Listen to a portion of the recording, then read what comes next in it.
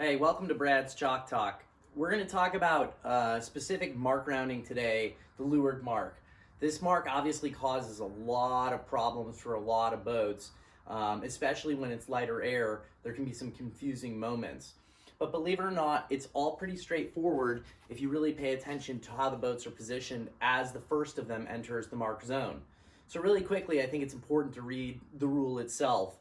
Rule 18 regards mark room, and I'm going to skip 18.1 because it talks about when it applies, but 18.2 is giving mark room, and I'll read it. 18.2a, when boats are overlapped, the outside boat shall give the inside boat mark room unless rule 18.2b applies. So if you have two boats coming in like this, and the inside one's overlapped that one, when they reach the zone, which is a 3 boat length mark zone, unless defined differently in the sailing instructions, then the outside boat's got to give the inside boat, blue has to give green room. So unless rule 18.2b applies. If boats are overlapped, when the first of them reaches the zone, the outside boat at that moment shall thereafter give the inside boat mark room. If a boat is clear ahead when she reaches the zone, the boat clear astern at that moment shall thereafter give her mark room. So what that means is when they reach the zone, they're like this, they're overlapped, and then this guy gets way ahead like this, even though they were overlapped at the beginning of the zone. So all of a sudden, green catches back up, blue has got to give them room to round this mark, because green had mark room when they entered the zone, and that's when the rule turns on. Okay, the other one is if you have two boats and one enters the zone clear ahead. And I think it's very, very important to understand the definition of clear ahead and overlap, okay, and specific overlap. It says if you go to overlap, you say see clear ahead and clear astern overlap. So I'm going to read that real quick. One boat is clear astern of another boat when her hull and equipment in normal position are behind a line, a beam, from the aftmost part of the other boat's hull and equipment in normal position. So I'm going to draw a line from here like that. So green is currently clear astern of blue. However, if you move and draw like that, green is now overlapped with blue. That's very, very important because that's one of the rules I'd like to review. Going on with that definition, just to finish it, they overlap when neither is clear astern. So if this boat's not clear astern, that boat's not clear astern, if there's an overlap, it happens naturally. You can position two boats and play with it, but you'll see it always works. These terms always apply to boats on the same tack. They apply to boats on opposite tacks only when Rule 18 applies between them, or when both boats are sailing more than 90 degrees from the true wind. So it can apply as you're coming into a mark room going downwind, which leads me into my very, very first situation that I'd like to go over here. And I'm going to go back to my rule 18.2, which is you have two boats like this coming in. One is starboard, that's green, and the other is blue, port. Which one has right of way right now? If you answered green, you're correct. They're on starboard right now. But as they get closer to the zone, when blue enters the zone, Rule 18 turns on, and therefore at this point, this boat is clear ahead. If we draw our line again, clear ahead of green, and green owes blue mark room. It doesn't matter that they're on starboard. Another very interesting one is that oftentimes the CH or F fleet or H fleet might be coming in from a triangle course. So let's draw that angle. Maybe they're coming in at a reach like this, and the boat that's coming in from H mark down to the gate or the bell buoy is from that angle. And you've got another boat maybe way up here, and you say, well, clearly this boat's probably going to get there first. Question, who has inside overlap here, or is there inside overlap? And the answer is green, because all you have to do is draw a line like that off their stern, and you can clearly see they're overlapped, okay? So as they get closer, It's like, well, I entered the zone first. It doesn't matter that you entered the zone first because once again, that overlap exists with green. So while you might be able to get around the mark well before green even gets to the zone, technically green has rights. Okay, and that leads me to a final point. So in this scenario, just to finish this up, if blue hits a patch of kelp right here and green cruises in like that, then blue will be following green. Okay? All right, one other thing that can happen is this. You've got two boats. One enters the zone clear ahead. Blue clearly has rights. There's no question about that. But blue goes to take a nice rounding like this.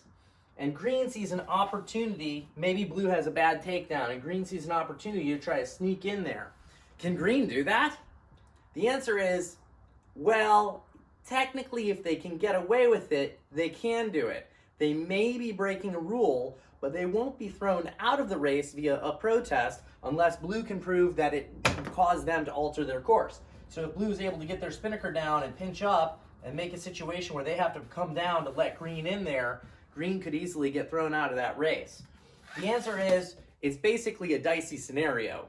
The best case scenario is that when you see a boat that's clearly got room on you, you want to follow their path and eat up some of that time, because as they have a good rounding, you can have a good rounding right on their hip like this, allowing you to either tack out immediately and get clean air, or if this boat's concerned about it, they might tack, and then you're off to this side on your own as well.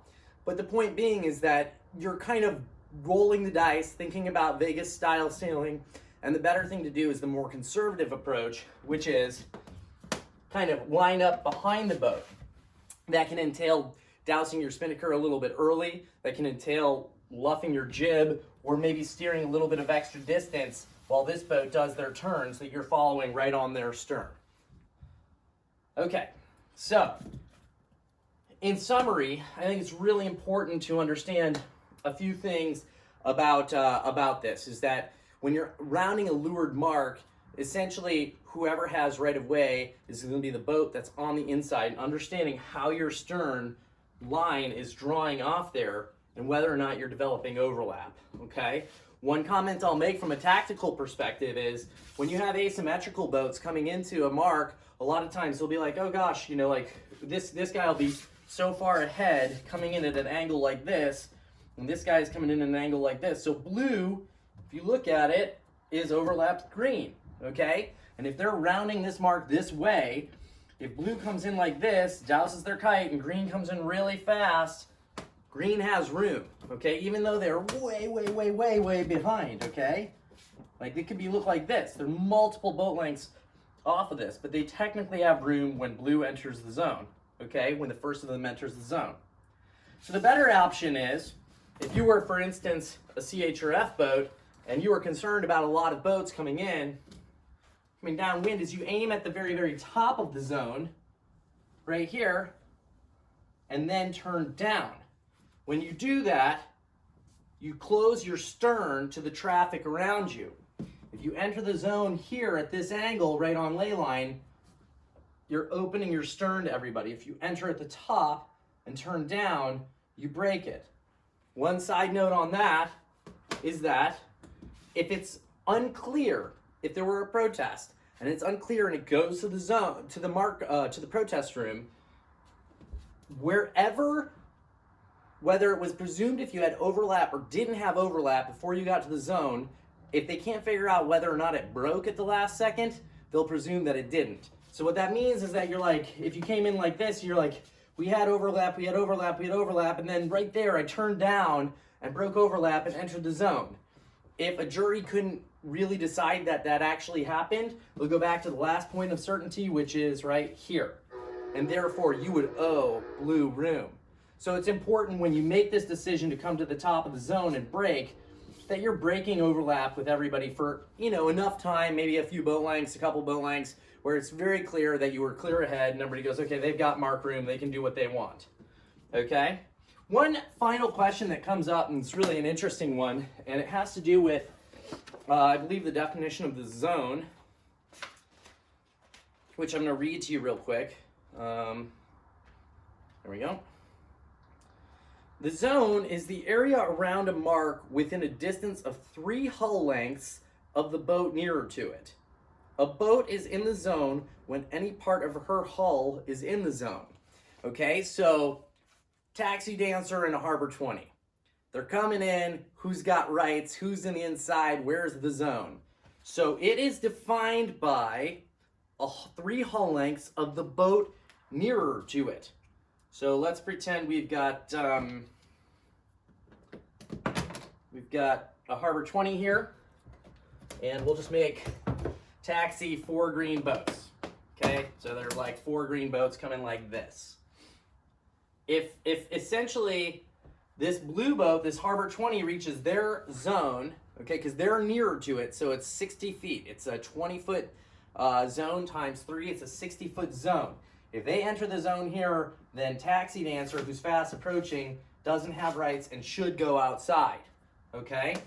But if, when they get to the zone, taxi's bow is beginning to overlap with that Harbor 20 when they enter, then it becomes a situation where the Harbor 20 owes taxi dancer room.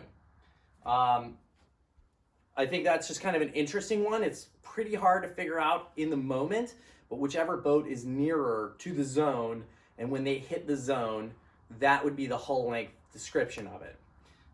So that's pretty much it for right now. What I'd like to ask all of our H-Fleet and CHRF sailors is that if you have a question, a rules question, or a scenario that you've had come up, send me a diagram or email me or call me and let me know what you'd like me to talk about, and I'm happy to go over it with you. For now, I'm going to share one that I've done before regarding starts and windward leeward, and then this one here I just think is something that's interesting to think about for Rule 18 as you come into a mark. That's it for this week's Chalk Talk. We'll try to do one for next CHRF as well.